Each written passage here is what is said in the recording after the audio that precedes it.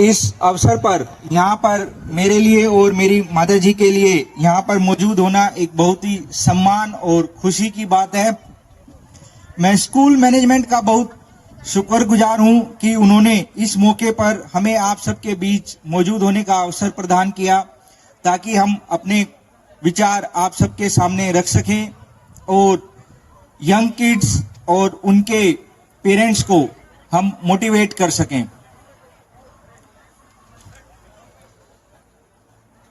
इससे पहले कि मैं आपको ओप सिंदूर या मैं जो कार्य करता हूं उसके बारे में अवगत कराऊं, उससे पहले मैं आपको थोड़ा सा इंट्रोडक्शन अपने बारे में और मेरी माता जी के बारे में देना चाहूंगा।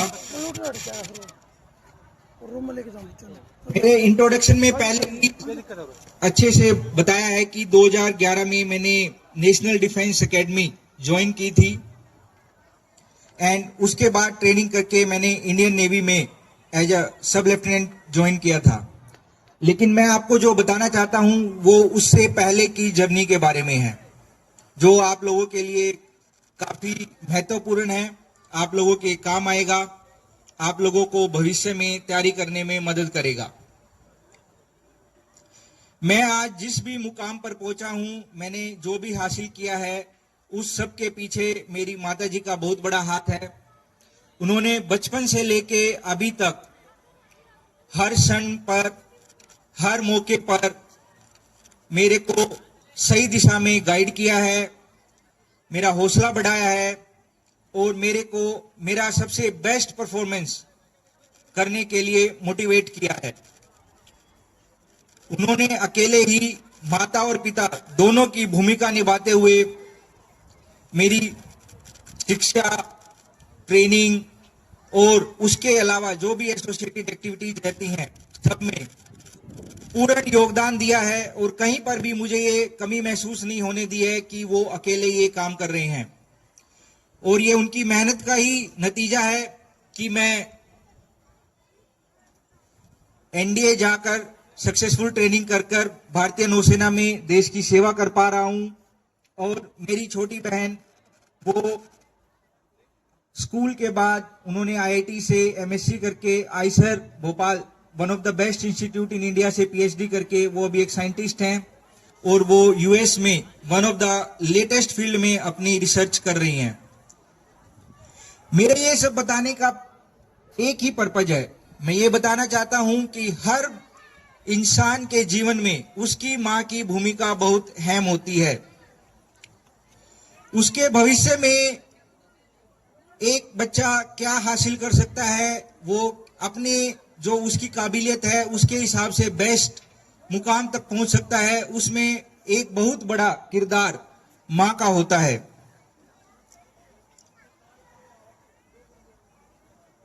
किसी भी देश के लिए सबसे इंपॉर्टेंट होती है युवा पीढ़ी। युवा पीढ़ी उस देश की आने वाले भविष्य को डिसाइड करती है और ये बहुत ही अच्छा मौका है कि युवा पीढ़ी को संवारने में जिन दो लोगों का सबसे बड़ा योगदान है, आज मैं उन दोनों के समक्ष अपने विचार प्रस्तुत कर रहा हूं। एक होते हैं पेरेंट्स, उसमें मां का रोल सबसे बड़ा है, और दूसरे होते हैं रिस्पेक्टेड टीचर्स, हमारे शिक्षकगण जो यहाँ पर सब मौजूद हैं। तो teachers and mothers both are equally important and they make sure that the kids get the best of the education, best of the opportunities and reach the best of their potential. अभी यहाँ पर मुझे बहुत अच्छा लगा सुबह में देख के कि बहुत ही young kids from the KG to the first to the second class, वो लोग स्टेज पर आ रहे हैं, परफॉर्मेंस दे रहे हैं, ना सिर्फ डांस कर रहे हैं, yoga, acrobatics, martial arts, poem सुना रहे हैं। ये बहुत ही अच्छा स्टेप है स्कूल के द्वारा। मैं आप लोगों को बताना चाहूंगा कि जब मैं 12th के बाद एसएसबी देने गया तो वहां पर मुझे बहुत सारे बच्चे मिले और उन्होंने मुझसे पूछा कि क्या आप कहीं कोचिंग लेके आए हो। तो मैंने बोला मुझे तो मालूम नहीं था कि एनडीए के लिए भी कोचिंग होती है। मेरे को सिर्फ मालूम था कि आईआईटी या फिर नीट के लिए स्टूडेंट्स कोचिंग लेते हैं। तो उन्होंने बोला बट आप एसएसबी कैसे करोगे। मैंने कहा जो टेस्ट आएंगे उसको करेंगे, देखेंगे क्या होगा। और जो टेस्ट आए हर दिन किए, फिर अगले दिन टेस्ट आए, अगले दिन किए, फिर नेक्स्ट डे आए और फाइनल डे सिलेक्शन हो गया। तो कुछ लोग ऐसे थे जो कोचिंग नहीं लेके आए थे, वो बेचारे फेल भी हुए थे, तो वो थोड़े हताश थे, वो मुझे बाहर मिल रहे थे, वो बोलते आप तो कोचिंग नहीं लेके आए हो, फिर आपको ये एसएसबी इतनी आसान कैसे लगी। तो मैंने उनको बोला कि मैंने कोई स्पेशल अलग से आप लोगों की तरह 2 या 3 हफ्ते या 1 महीने की कोचिंग नहीं ली थी, लेकिन मैंने एक चीज की थी जो मुझे अनजाने में बहुत फायदा कर गई। तो जब से मैं स्कूल में, मतलब मुझे याद है तब से मेरी माता जी एक चीज करती थी।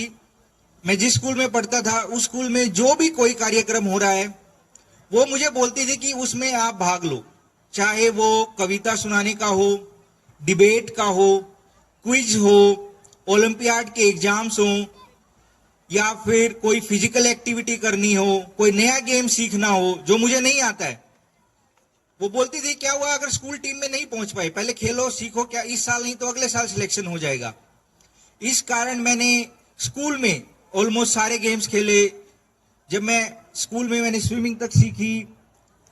स्कूल में बहुत सारे एग्जाम ऐसे होते थे कि जो जहां पर स्कूल है वहां नहीं हो रहे होते थे, उसके लिए कई बार दूसरे सिटी जाना पड़ता था, दिल्ली जाना पड़ता था, चंडीगढ़ जाना पड़ता था।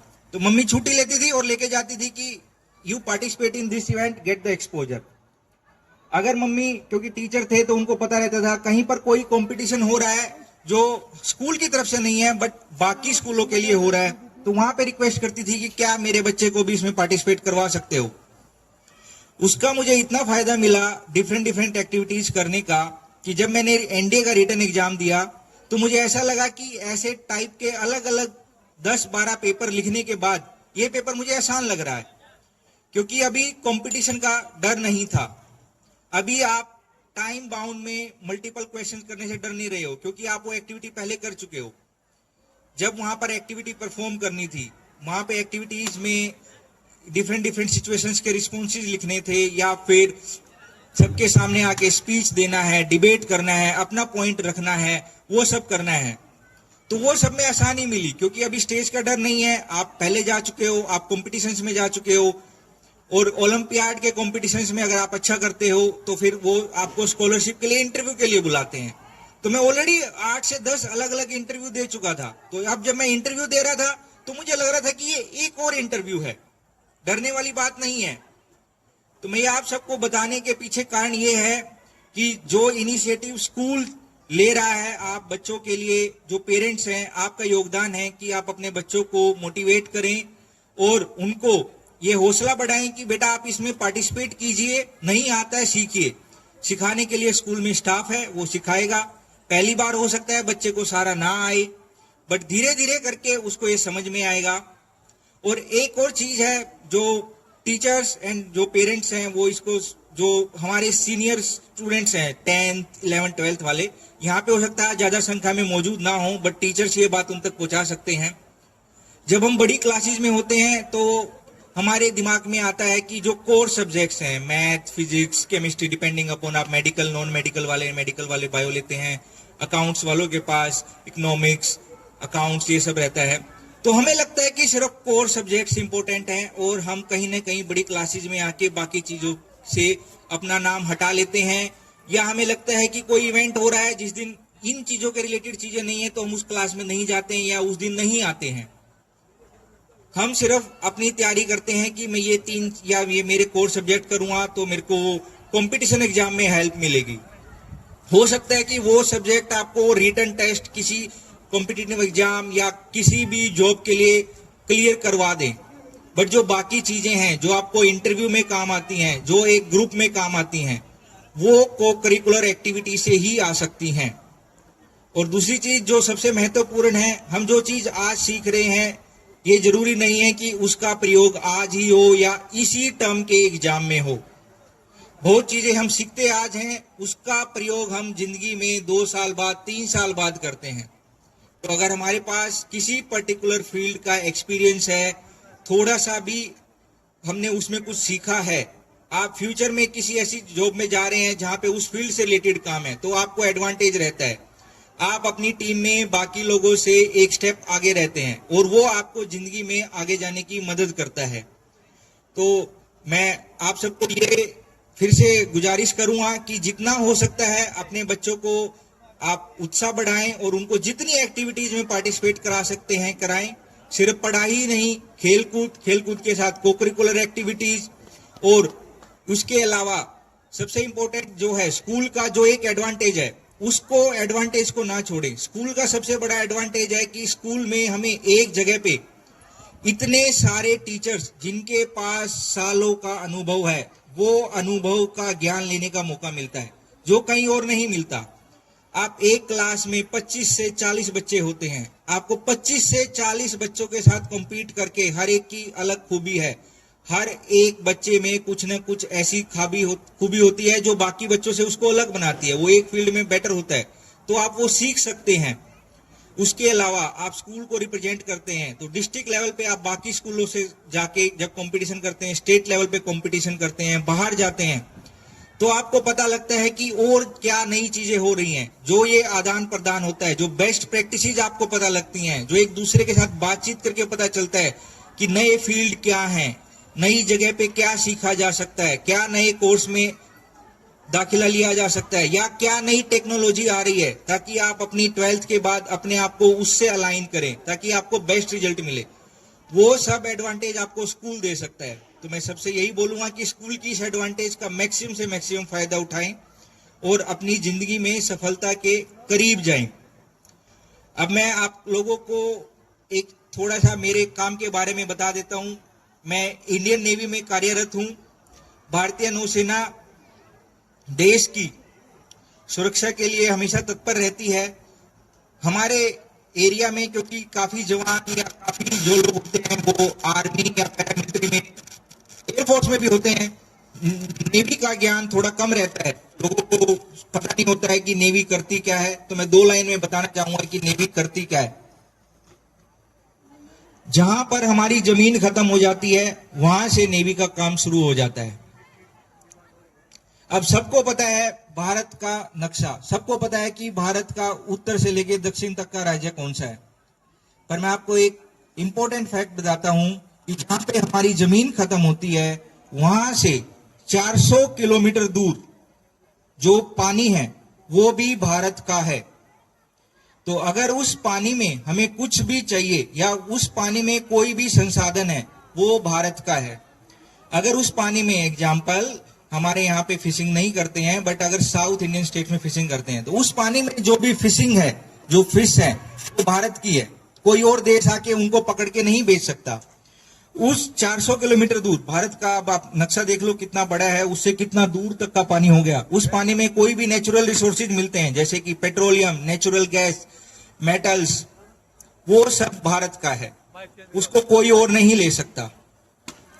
इसके अलावा हम जो भी कर रहे हैं देश की अर्थव्यवस्था के लिए, जो भी सामान हम भारत में बना रहे हैं, जो बाहर जा रहा है या जो बाहर से हम अपने लिए मंगा रहे हैं, उसका 90% सारा सामान समुद्र के रास्ते से आता और जाता है। अभी मैं आपको नेवी का सबसे बड़ा एक बताऊंगा कि क्या इंपॉर्टेंस है, क्यों एक देश के पास एक स्ट्रॉन्ग नौसेना होनी चाहिए। अभी जो भी कोई भी पेरेंट्स, टीचर्स सब जानते हैं ये बात कि अभी इजराइल, ईरान और अमेरिका का आपस में युद्ध चल रहा है। पूरी दुनिया पे इसका प्रभाव पड़ा है। पूरी दुनिया के पेट्रोल के रेट, गैस के रेट, डोमेस्टिक, कमर्शियल सब बढ़ गए हैं। एक हमारा देश ऐसा है जिसमें पेट्रोल, डीजल, डोमेस्टिक गैस का प्राइस सेम है। उसके पीछे कारण क्या है? उसके पीछे कारण यह है कि हमारे देश के पास एक सशक्त नौसेना है। वो नौसेना ये इंश्योर कर रही है कि जो भी जहाज हमारे लिए तेल, गैस लेके आ रहा है उस पे हमला ना हो, वो जहां से आ रहा है वो सही सलामत भारत पहुंचे, और वो सारी चीजें इंश्योर कर रही हैं कि आप लोगों के जीवन में कोई इंपैक्ट ना पड़े, ना आपको कोई असुविधा हो, ना महंगाई बढ़े, और आप सबका जीवन शांतिपूर्वक चलता रहे। तो ये है सबसे बड़ा कारण एक सशक्त नौसेना होने का।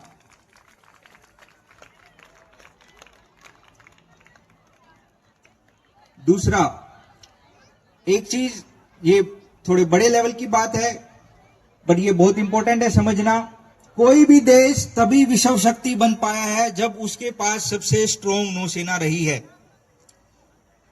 ब्रिटेन ने राज किया पूरे ऑलमोस्ट 2/3 ऑफ द वर्ल्ड पे। 1700 से शुरू किया था, 1950 के 1967 तक आते आते लास्ट कुछ देश उससे आजाद हुए। वो ऐसा कर पाया क्योंकि उसके पास उस समय की सबसे मजबूत नौसेना थी। पिछले 70 से 80 साल से सबसे मजबूत देश जिसको बोला जाता है विश्व ताकत, वो अमेरिका है, क्योंकि उसके पास आज के समय की सबसे मजबूत नौसेना है। अमेरिका को खतरा है चीन से, जो बोल रहा है कि ये ज्यादा ताकतवर देश बनने वाला है।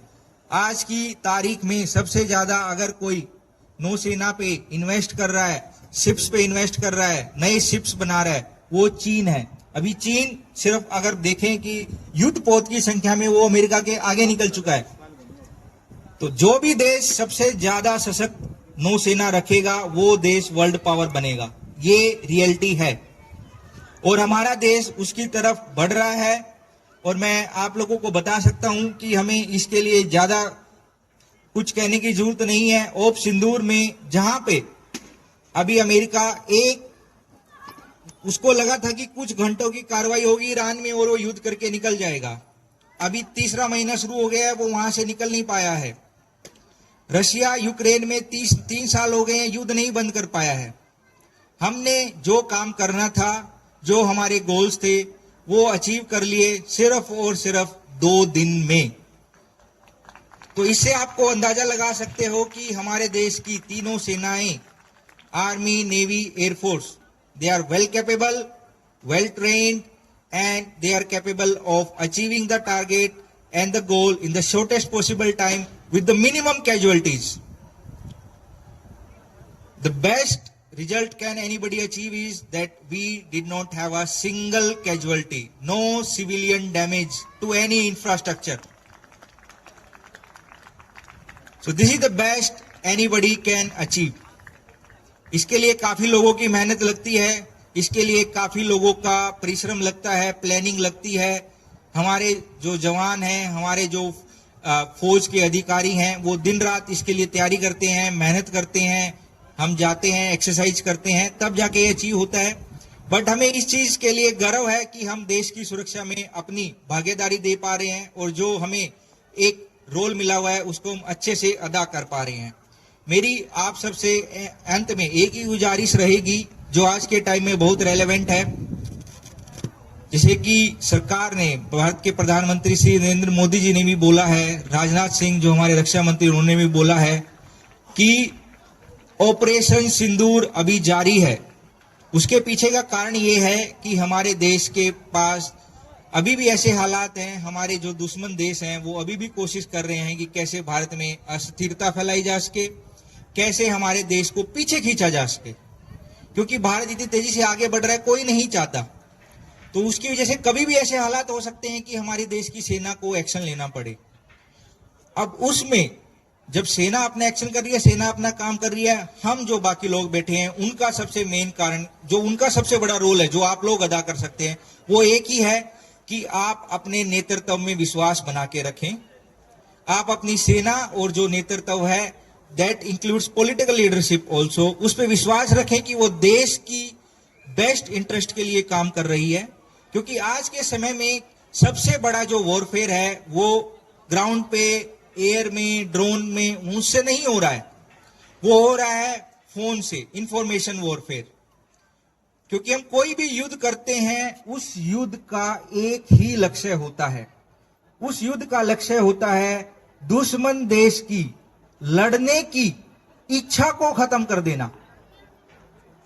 हम जो भी करते हैं उसको अचीव करने के लिए करते हैं।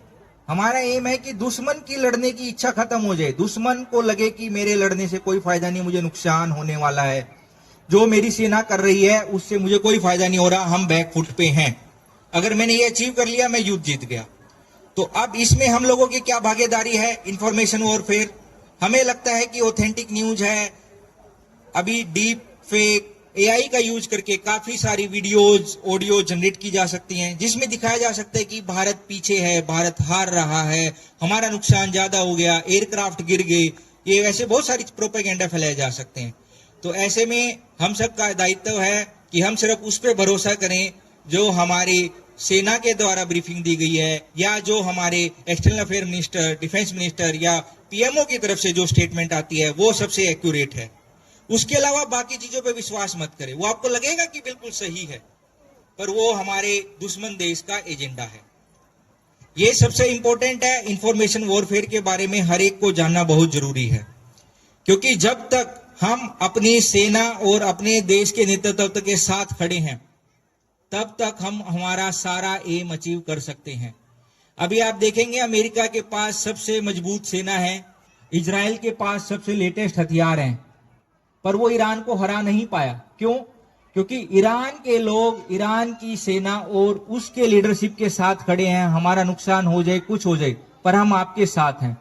बस वो एक सपोर्ट चाहिए होता है, वो विल पावर ब्रेक नहीं होनी चाहिए कंट्री की। To fight, to defend, then goals will be achieved. This is the last thing, and I would like to wish all the best to the school for all the good initiatives that have been taken. It will really benefit everyone.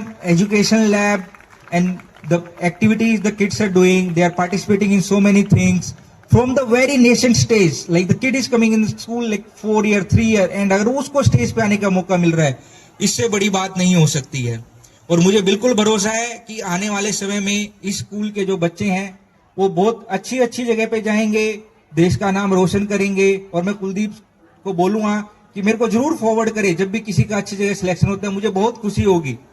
और जो भी यहाँ पे जो छोटे बच्चे बैठे हैं, मैं आप लोगों को गुजारिश करूंगा कि आप जो भी कार्य कर रहे हैं, जरूरी नहीं है कि आप सिर्फ सेना के लिए तैयारी करें। आप सेना में आते हैं, बहुत बढ़िया, बहुत स्वागत है, मैं बहुत खुश होऊंगा।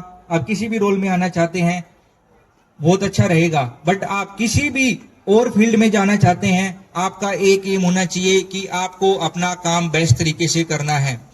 अगर आप किसी भी फील्ड में अपना काम बेस्ट तरीके से कर रहे हैं तो you have achieved your purpose, you are contributing to the nation growth, and you are a well deserved citizen who is making sure that India becomes the number one country in future. So I'd like to wish all the best to everyone present here. Jai Hind. Clap everyone very firmly. Thanks to Deepak sir.